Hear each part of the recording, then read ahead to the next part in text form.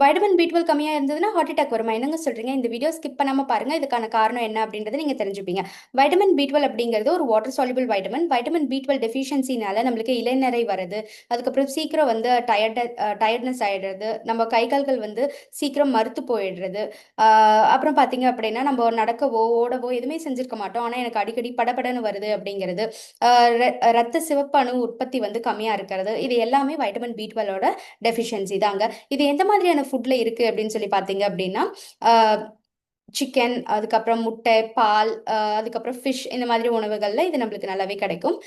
So இதனால heart attack ஏன் வருது அப்படின்னு சொல்லி பார்த்தீங்க அப்படின்னா ஹோமோசிஸ்டைன் அப்படின்ற ஒரு அமினோ ஆசிட் நம்மளோட உடம்புல இருக்கு. வைட்டமினோட லெவல் ரொம்பவே கம்மியா இருக்கு அப்படின்ற பட்சத்தில் ஹோமோசிஸ்டைனோட லெவல் வந்து அதிகமாயிடும். இது அதிகமாச்சு அப்படின்னா நம்மளுக்கு கார்டியோவாஸ்குலர் டிசீசஸ் வரதுக்கான சான்சஸ் நிறைய இருக்கு. இது மாதிரி பல இன்ஃபர்மேஷன் தெரிஞ்சுக்க ஹெல்தி வித் கௌசல்யா பேஜை ஃபாலோ பண்ணிக்கோங்க. தேங்க்யூ.